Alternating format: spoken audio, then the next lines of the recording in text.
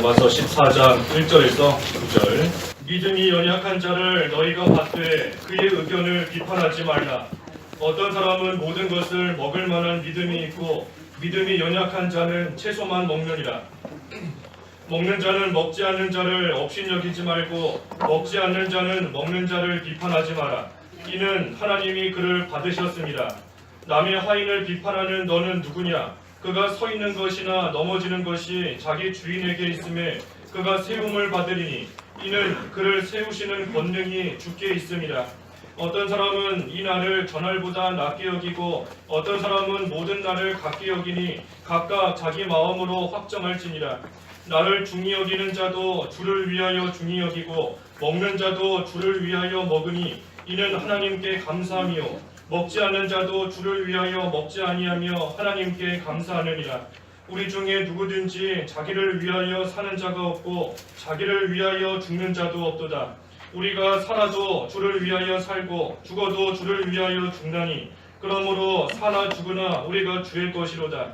이를 위하여 그리스도께서 죽었다가 다시 살아나셨으니 곧 죽은 자와 산 자의 주가 되려 하심이라. 제목은 그 8절의 말씀대로 사나 죽으나 우리가 주의 것이로다. 사나 죽으나 우리가 주의 것이로다. 8절 말씀 그대로 제목으로 삼겠습니다. 1절 읽어주십시오. 1절 믿음이 연약한 자를 너희가 받되 그의 의견을 비판하지 말라.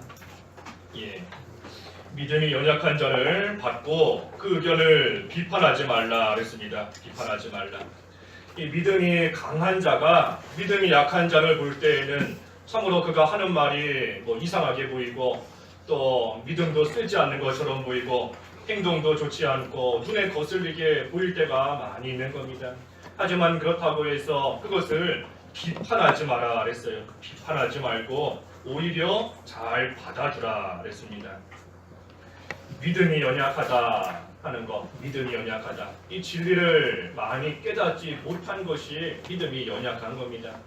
그러니 믿음이 연약한 자는 자기가 깨달은 만큼, 자기가 알고 있는 그 진리만큼 그 안에서 행동하는 것인데 그것이 믿음이 강한 자가 볼 때에는 답답해 보이고 이상해 보이고 한심해 보이지만 그렇지만 진리를 그만큼 깨달은 사람 그 입장에서는 또 나름대로 최선을 다하고 있는 그런 경우도 있는 겁니다.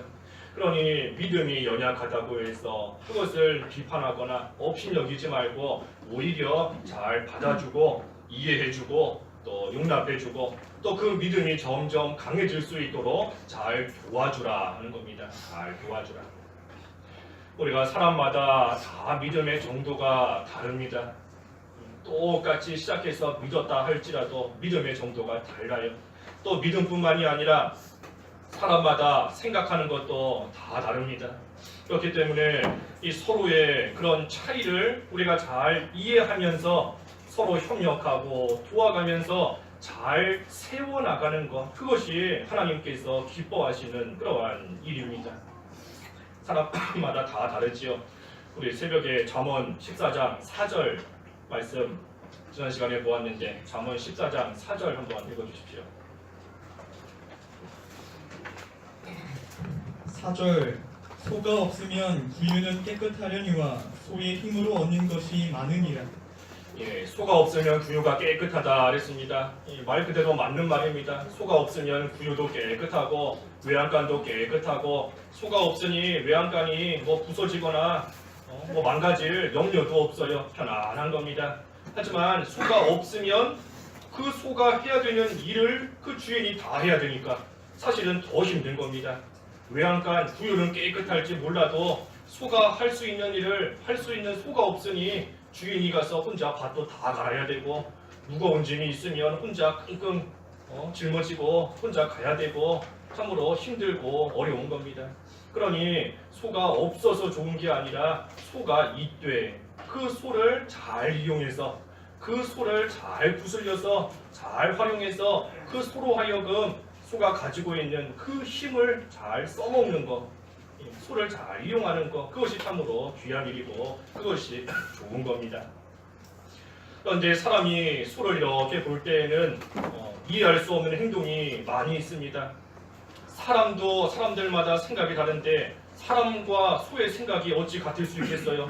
소가 막 외양간에서 들고 뛰고 날뛰고 여기저기 들이받고 하는 것이 사람이 볼 때에는 전혀 이해가지 않고 왜 저러나 이해가지 않는 겁니다. 하지만 소 입장에서는 뭐 어디가 아파서 그럴 수도 있고 뭐 어디 발에 뭐 가시가 박혀서 그럴 수도 있고 여러 가지 또 뭐 일들이 좀 생겨서 일이 있어서 그럴 수도 있다는 것을 주인이 이해해주고 주인이 용납해주고 그래서 그것을 잘 구슬리고 잘 이용하기만 하면 그러면 소가 없는 것보다 더 큰 유익을 얻게 되는 겁니다.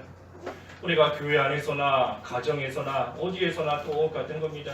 저 사람만 없으면 참 편하겠다. 저 사람은 믿음도 연약하고 저 사람은 진리도 깨닫지 못하고 저 사람은 하는 말이나 행동이나 여러 가지 면이 오히려 손해만 주고 부수고 허물어뜨리는 그러한 일만 하는 것 같다. 없으면 좋겠다. 하지만 그렇지 않은 겁니다. 그 사람이 있음으로 인해서 그 사람을 통하여 하나님이 하시는 일이 분명히 있는 겁니다. 그러니 이해해주고 용납해주는 겁니다. 잘 받아주고 또 그 사람을 위해서 기도해주면서 그 가지고 있는 하나님이 주신 귀한 은사들이 바로 쓰임받을 수 있도록 잘 활용될 수 있도록 하기만 하면 그 사람이 있는 것이 훨씬 더 유익이고 훨씬 더 좋은 겁니다. 그러니 우리가 믿음이 연약한 자를 내쫓거나 비판해서는 안 됩니다. 잘 받아주고 이해해주고 믿음이 자라나도록 올바른 일에 쓰임받을 수 있도록 잘 또 도와주고 옆에서 함께 일으켜 세워주는 것 그것이 참으로 귀한 겁니다. 그래서 연약한 사람을 잘 도와주면 하나님의 칭찬이 분명히 있습니다. 우리 동생이 형보다 약하지 않습니까? 형보다 약하고 형보다 체구도 작고 더 작은 사람이 동생인데 형이 동생을 도와주면 분명히 도움은 동생이 받는 겁니다. 분명히 배려는 동생이 받는 거예요. 하지만 정작 부모님께 칭찬은 누가 받죠? 형이 받는 겁니다.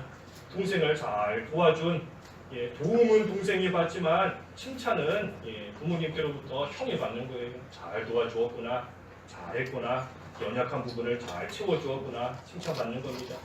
그러니 우리가 믿음이 연약한 자가 있다 할지라도 그러한 자 비판하거나 비방하거나 멸시하지 말고 잘 도와주어서 그 믿음이 굳건해질 수 있도록 이끌어주면 하나님께서 그러한 자 분명히 칭찬해 주시고 하나님께서 또 인정해 주시는 겁니다. 그래서 믿음이 연약한 자를 비판하지 마라 그랬는데 여기 특별히 2절과 3절에 보면 그 먹는 문제가 나옵니다. 먹는 문제로 인해서 또 서로 비판하는 일이 있었던 것 같아요. 2절과 3절 읽어주십시오. 2절 어떤 사람은 모든 것을 먹을 만한 믿음이 있고 믿음이 연약한 자는 채소만 먹느니라. 먹는 자는 먹지 않는 자를 업신여기지 말고 먹지 않는 자는 먹는 자를 비판하지 말라. 이 먹는 문제를 가지고 서로 업신여기거나 비판하지 마라 그랬습니다. 이 구약 시대에는 먹을 수 있는 짐승이 있고 먹지 못하는 짐승이 있었지요. 레위기 11장에 보면 여러 짐승들이 나오는데 먹지 못하는 짐승들이 구약 시대에는 있었습니다. 쪽발 갈라지지 않든지 아니면은 되새김질하지 않든지 아니면 비늘이나 지느러미가 없든지 그러한 짐승들은 부정한 것이기 때문에 이 구약 시대에는 먹어서는 안 되는 것이었습니다. 하지만 신약 시대 오늘날은 예수님께서 그 모든 율법을 다 이루셨고 그래서 구약의 의식과 제도를 다 도말하셨기 때문에 이제는 예수님으로 말미암아 그 구약 시대의 의식법은 다 폐지된 겁니다. 골로새서 2장에 보면 자세히 나와 있는데 구약 시대 우리는 더 이상 구약의 의식법 아래에 있지 않은 겁니다. 그러니 먹는 문제 때문에 서로 비판해서는 안 되는 겁니다. 또 먹는 문제 때문에 걸려 넘어져서는 안 되는 겁니다. 구약 시대에는 쪽발 갈라지지 않은 짐승 먹으면 안 되지만 이제는 그것이 예수님으로 인하여 다 없어지고 폐지되었기 때문에 이제는 쪽발 갈라지지 않은 그러한 짐승 고기도 얼마든지 먹을 수 있는 것인데 그것을 먹었다라고 해서 믿음이 없구나, 성경을 어겼다 하며 비판하고 업신여기는 그것은 옳지 못하다는 겁니다. 그러니 믿음이 연약한 자가 아직도 여전히 구약시대에 먹지 말아야 되는 그러한 짐승, 음식, 그것 때문에 지금도 걸려 넘어지고 지금도 그 문제에 얽매여 있다라고 한다면 그러한 사람은 말 그대로 믿음이 연약하기 때문에 그러한 지식이 부족하기 때문인 줄을 알고 그러한 걸로 인하여서 비판해서는 안 된다는 겁니다. 그러니 먹는 자는 먹지 않는 자가 그것도 깨닫지 못했느냐, 예수님으로 인하여서 다 성취되었고 의식법은 다 폐지가 됐는데 그것도 모르느냐 하면서 업신여기서는 안 되는 것이고, 또 반대로 먹지 않는 자는 먹는 자가 구약성경을 어겼다고 해서 또 그것을 가지고 비판해서도 안 된다는 겁니다. 먹는다고 해서 죄도 아니고 또 안 먹는다고 해서 죄가 또 아니기 때문인 겁니다. 그러니 4절 말씀에도 남의 하인을 비판하는 너는 누구냐? 그가 서 있는 것이나 넘어지는 것이 자기 주인에게 있음에 그가 세움을 받으리니 이는 그를 세우시는 권능이 주께 있으니라. 그러니 비판하지 말라는 겁니다.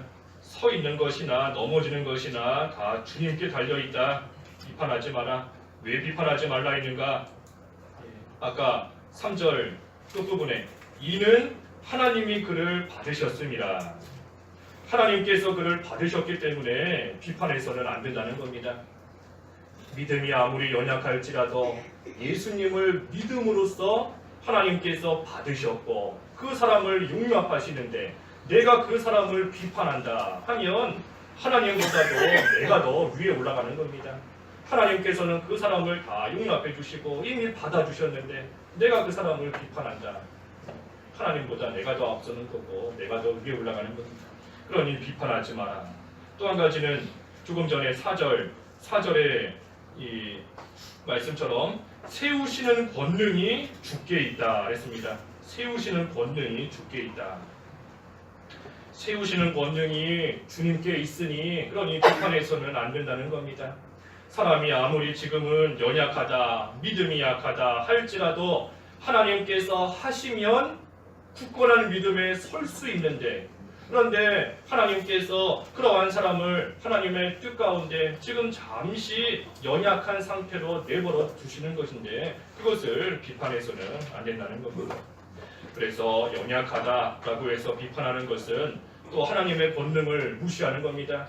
하나님께서 하실 수 없어서 그 사람을 연약한 가운데 내버려 두시는 게 아닙니다. 하실 수 있지만 그래도 하나님의 뜻이 있어서 연약한 가운데 놔두시는 것인데 그것을 비판하면 하나님의 그 권능을 무시하는 겁니다. 그래서 남을 비판하면 안 된다. 특별히 먹는 문제로 비판해서는 안 된다 그랬습니다. 먹는 문제.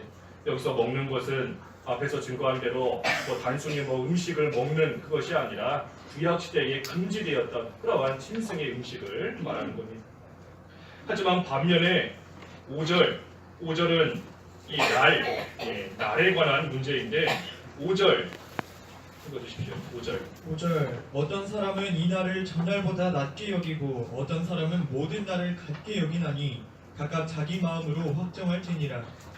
여기 날 문제가 나왔는데 이 날은 주일을 가리키는 겁니다. 주일. 그래서 주일 문제는 다릅니다. 먹는 음식에 관한 문제는 그것은 먹어도 그만 안 먹어도 그만인 것이지만 죄가 되지 않지만 이 날 주일에 관한 문제는 우리가 예나 지금이나 반드시 지켜야 되는 그러한 문제인 겁니다.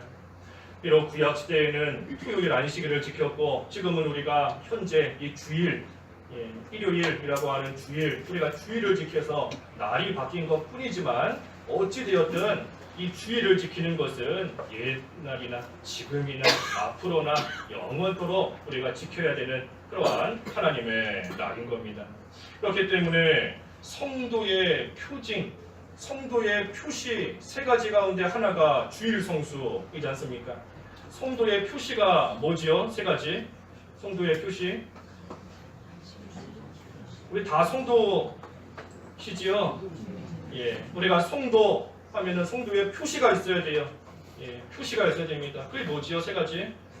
그렇죠. 주일 성수, 11조, 예, 우상의 제물 먹지 않는 거, 예, 우상의 제물 먹지 않는 거, 11조, 주일 성수. 그렇기 때문에 저 사람은 성도다라고 하면 이 세 가지 모습이 기본인 겁니다. 기본이에요. 성도면 기본적으로 주의를 지키는 것이고, 성도면 기본적으로 11조 생활하는 것이고, 기본적으로 우상 섬기지 않고 우상의 제물 먹지 않는 겁니다. 이것은 지극히 기본적인 겁니다. 가장 기본적인 것. 그러니 우리가 주의를 지킨다 하는 것은 변치 않는 그러한 진리에 관한 문제입니다. 구약시대나 신약시대나 앞으로도 주의를 지키는 것은 변함없이 계속해서 지켜야 되는 겁니다. 그러니 음식에 관한 것은 우리가 소위 말하는 대로 진리에 관한 문제는 아닙니다. 그러니 음식은 먹어도 그만이고 안 먹어도 그만인 겁니다. 누가 믿음이 연약해서 나는 안 먹겠다라고 한다고 한들 그것이 죄가 되지 않습니다. 하지만 반면에 주일에 관한 것은 진리의 문제인 겁니다. 지켜도 그만 안 지켜도 그만 그것이 아니에요. 누가 믿음이 연약해서 주일을 못 지킨다라고 하면 그것은 죄가 되는 겁니다. 죄가 되는 거예요. 그렇기 때문에 이 두 가지 여기 본문에서는 먹는 것과 그다음에 날 주일에 관한 거 이 두 가지가 나와 있습니다. 먹는 것은 이 진리 문제가 지금은 아닌 것이지만 주일에 관한 것은 진리인 것이다. 그런데 중요한 것은 6절인 겁니다. 6절과 7절 읽어주시죠. 6절 나를 중히 여기는 자도 주를 위하여 중히 여기고 먹는 자도 주를 위하여 먹으니 이는 하나님께 감사하며 먹지 않는 자도 주를 위하여 먹지 아니하며 하나님께 감사하느니라. 우리 중에 누구든지 자기를 위하여 사는 자가 없고 자기를 위하여 죽는 자도 없도다. 예, 이 6절 중요한 겁니다. 나를 중히 여기는 자도 왜 그러는가? 주를 위하여. 먹는 자도 왜 먹는가? 또는 먹지 않는 자도 왜 안 먹는가? 주를 위하여 했습니다. 주를 위하여. 모든 일의 기준이 주를 위하여 하는 겁니다. 주를 위하여. 주를 위하여. 주를 위한다는 것이 뭔가? 주를 위한다는 것이 뭔가? 먼저는 하나님의 영광을 위하는 겁니다. 먹든지 마시든지 무엇을 하든지 하나님의 영광을 위하여 하라. 하나님의 영광을 위하는 거, 주님의 영광을 위하는 거, 그것이 주를 위하는 겁니다. 주를 위하는 것. 또 주를 위하는 것이 뭔가? 서로 덕을 세우는 것이 주를 위하는 겁니다. 우리 뒤에 바로 뒤에 19절에서 21절 읽어주십시오. 19절에서 21절. 19절 그러므로 우리가 화평의 일과 서로 덕을 세우는 일을 힘쓰나니 음식으로 말미암아 하나님의 사업을 무너지게 하지 말라. 만물이 다 깨끗하되 거리낌으로 먹는 사람에게는 악한 것이라. 고기도 먹지 아니하고 포도주도 마시지 아니하고 무엇이든지 내 형제로 거리끼게 하는 일을 아니함이 아름다우니라. 예, 이 음식으로 말미암아 하나님의 사업을 무너지게 하지 마라 했습니다. 예, 오늘날 진리가 아닌 그러한 문제들로 인하여서 참으로 서로 손해보고 서로 또 넘어지고 하는 그러한 일이 생겨서는 안 되는 겁니다.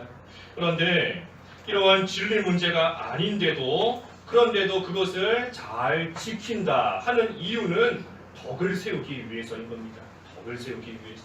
여기 19절에 있지 않습니까? 우리가 화평의 일과 서로 덕을 세우는 일을 힘쓰나니.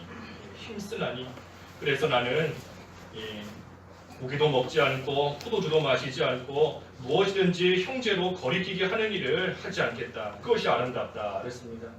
고린도전서에도 보면 사도 바울이 다른 형제를 실족시키지 않기 위해 나는 영원토록 고기를 먹지 않겠다. 고기 먹는 것이 죄가 아니에요. 고기 먹는 것이 뭐 진리에 바라는 게 아닌 겁니다. 하지만 믿음이 약한 자가 그 모습을 보고 실족할 우려가 있다면 그것이 죄가 아님에도 나는 먹지 않겠다. 왜 그런가? 덕을 세우기 위해서인 겁니다. 덕을 세우기 위해서. 그래서 우리가 진리에 관한 문제, 가령 주일 문제 같은 그러한 일에 있어서는 목숨을 걸고 지켜야 됩니다. 살든지 죽든지 지켜야 돼요. 살아도 주님을 위해서, 죽어도 주님을 위해서 목숨을 걸고 지켜야 되는 겁니다. 하나님의 말씀, 진리는. 하지만 그렇지 않은 부분에 대해서는 우리가 다른 사람들에게 덕을 세우기 위해서, 화평을 추구하기 위해서, 그래서 그 모든 것을 지키며 나아가는 겁니다. 그것이 하나님 보시기에 아름답다 그랬어요. 아름답다. 왜 그것이 아름다운가? 교회는 그리스도의 몸이기 때문인 겁니다.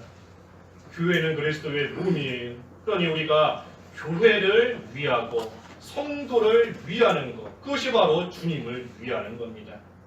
성도가 교회가 그리스도의 몸이니 그 몸을 위하는 것, 교회가 잘 세워지도록 화평하도록 성도가 실족하지 않도록 성도가 참으로 믿음 생활 잘할 수 있도록 도와주며 덕을 세우는 그것이 바로 주님을 위하는 겁니다. 또 주님을 위하는 게 뭔가?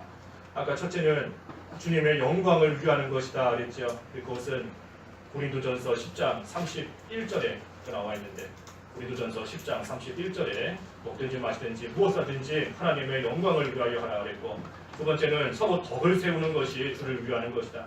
그리고 세 번째는 주를 사랑하는 겁니다. 주를 사랑하는 것이 주를 위하는 겁니다. 사랑하는 것.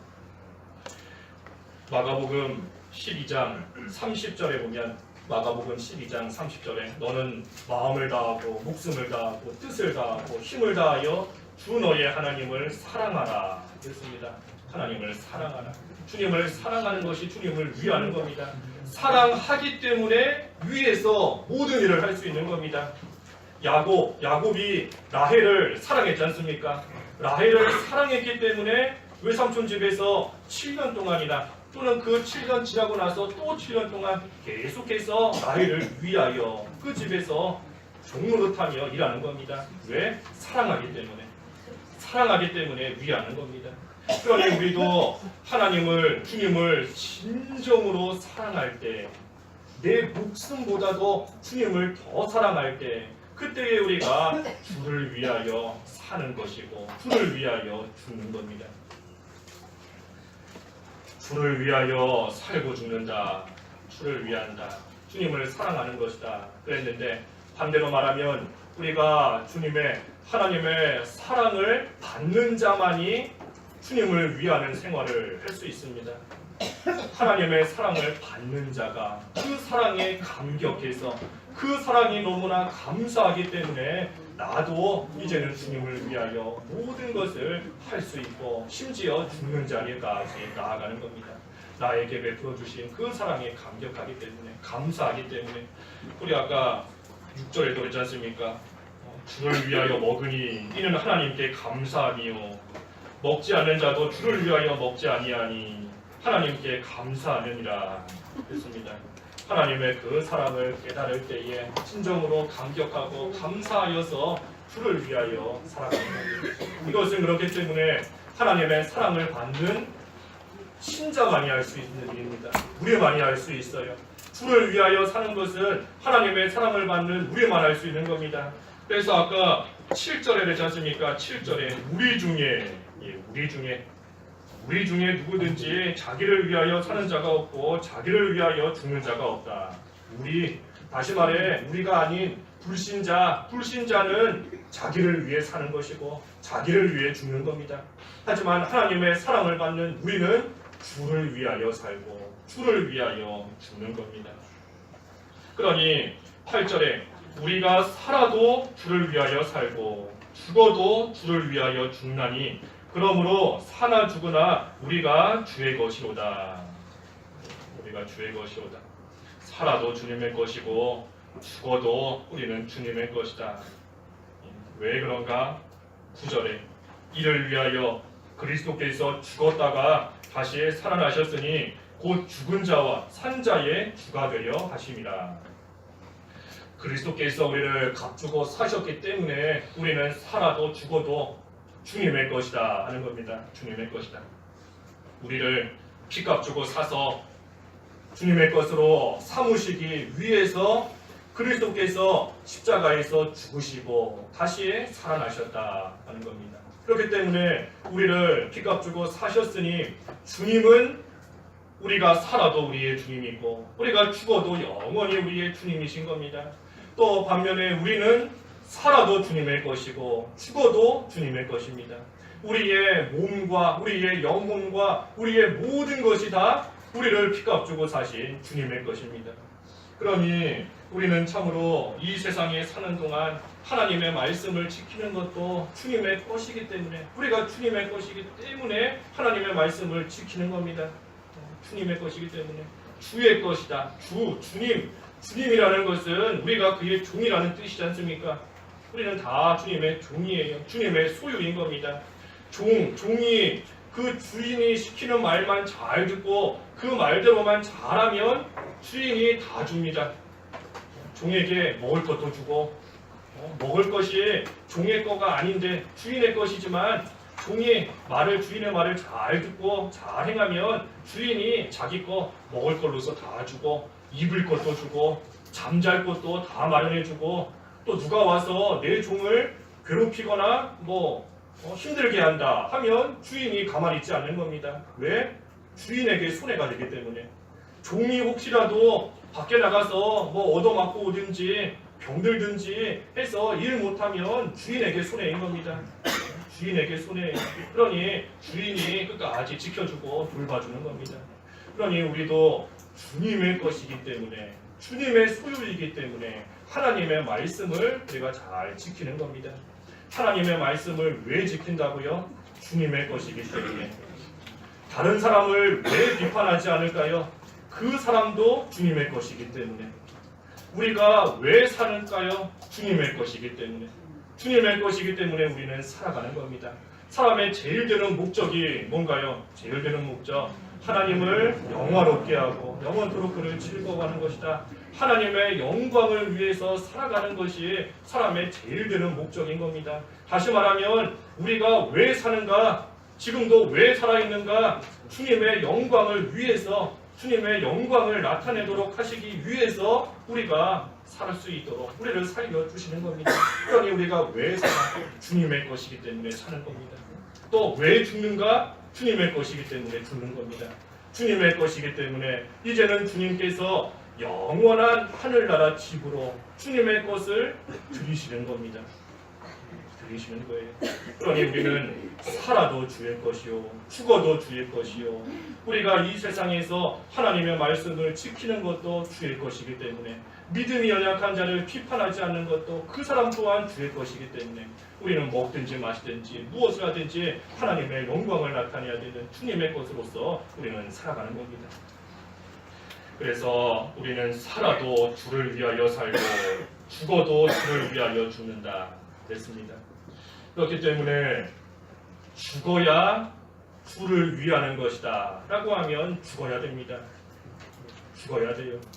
주를 위하여 죽는다 그랬으니 내가 죽어야지만 그것이 주님을 위하는 것이다 하면 죽어야 되는 겁니다. 단지 육신적으로만 죽는 것이 아니라 우리의 모든 것이 죽어져야 됩니다. 내 자존심도 죽어져야 돼요. 이것이 주님을 위하는 것이다 라고 하면 내 자존심도 죽어져야 되고, 내 교만한 생각도 죽어져야 되고, 내 마음, 다른 사람을 비판하고 싶은 그러한 마음도 죽어져야 되고, 미움이 들어오는 그러한 생각도, 그러한 마음도 죽어져야 되는 겁니다. 만약에 우리가 주의 것이 아니라면 죽어질 이유가 없습니다. 죽을 필요도 없어요. 주의 것이 아닌 불신자들은 자기를 위해서 살고 그저 자기 생각대로, 자기 좋을 대로 살아가는 것이기 때문에 또 그런 사람은 죽어질 자기 자존심도 생각도 마음도 죽일 이유도 없는 겁니다. 하지만 우리는 주의 것이기 때문에, 주님의 것이기 때문에 우리의 모든 말과 행동과 생각이 주님께서 기뻐하실 만한 그러한 일들, 그러한 생각, 그러한 말이 돼야 되는 겁니다. 물론 이 일이 쉽지는 않습니다. 쉽지는 않아요. 하지만 할 수 있습니다. 쉽지 않은데 할 수 있어요. 왜 그런가 하면 주의 것이 되었다 하는 것은 성령께서 우리를 인치셨다 하는 겁니다. 성령께서 우리를 인치신 겁니다. 도장을 꽉 찍으신 거예요. 너는 내 거다. 너는 나의 것이다 하고 성령께서 인치시고 도장을 꽉 찍으신 겁니다. 그러니 우리 속에서 역사하시는 그 성령으로 말미암아 우리는 주님의 것으로서 주님을 위하여 살 수 있는 겁니다. 성령께서 우리 안에서 무엇을 역사하시는가? 여러 가지 있지만 크게 보면 두 가지 역사하시는 겁니다. 먼저는 보증하시는 겁니다. 보증하세요. 성령께서 우리를 보증하시는 겁니다. 뭐를 보증하시는가? 영원한 생명을 받아가지고 있는 자다. 영생을 이미 받아가지고 있는 자이다 하는 것을 우리 안에 있는 성령이 보증하시는 겁니다.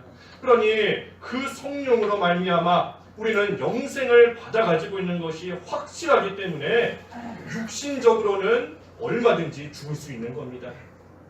육신적으로 죽어도 우리에게 영생이 이미 주어져 있다는 것을 성령이 우리 속에서 계속해서 증거하시고 우리 속에서 역사하시는 겁니다. 그러니 우리는 주를 위하여 얼마든지 살기도 하거니와 얼마든지 죽을 수도 있는 겁니다.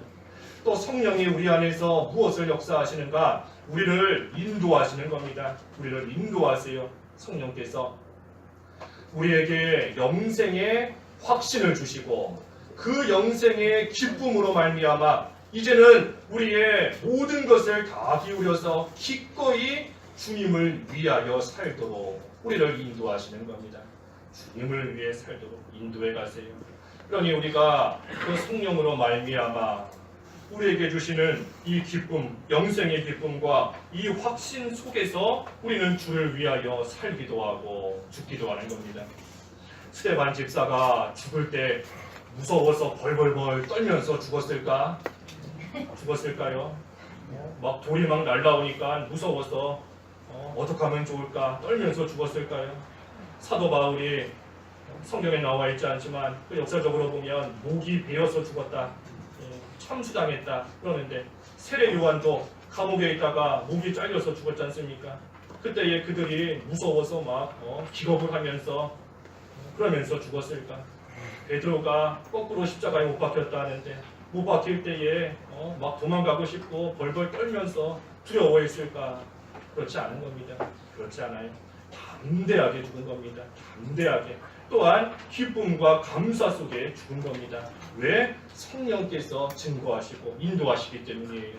너는 영원히 나의 것이다. 너는 나의 것이다. 내가 영원토록 너를 사랑하고 내가 영원토록 너를 돌보고 내가 영원토록 너를 책임지고 내가 너를 떠나지 않고 너와 함께한다. 우리 속에서 역사하시는 그 성령의 인도를 따라갔기 때문에 육신적으로는 죽을지라도 주를 위하여 죽는 겁니다. 주님을 위하여 사는 것이고 주님을 위하여 죽는 겁니다. 그렇기 때문에 우리가 살아도 죽어도 주의 것이다 하는 이 사실이 우리에게는 참으로 말할 수 없는 특권이고 또한 동시에 우리의 가장 큰 위로입니다. 우리의 가장 큰 위로예요. 가장 큰 위로가 뭔가? 나는 사나 죽으나 주님의 것이다 하는 것이 우리에게 제일 큰 위로인 겁니다. 우리는 이 세상을 살아도 살아있을 때에도 주님의 것이기 때문에 주님께서 우리를 귀하게 여기시고 우리를 돌보아 주십니다. 예수 그리스도의 피값 주고 사셨는데 독생자 예수 그리스도를 죽이시면서 우리를 사셨는데 얼마나 귀한 존재예요. 하나님 앞에 성도보다 더 귀한 게 뭐가 있겠습니까? 하나님이 창조하신 세상이 귀하겠어요? 세상에 있는 금은 보석이 귀하겠습니까? 하나님께는 성도가 귀한 겁니다. 성도가 귀해요. 잠언 16장에 그랬죠. 16장 3절. 잠언 16장 3절 한번 읽어주십시오. 3절 너의 행사를 여호와께 맡기라. 그리하면 내가 경영하는 것이 이루어지리라. 잠언 시편 16장 3절. 시편 16장. 시편 3절 땅에 있는 성도들은 존귀한 자들이니 나의 모든 즐거움이 그들에게 있도다. 땅에 있는 성도 존귀한 자다. 하나님의 모든 즐거움이 성도에게 있다 그랬습니다. 성도에게 있다. 그러니 하나님께서 성도를 얼마나 귀하게 여기시는 겁니까? 참으로 귀하게 여기시는 거예요.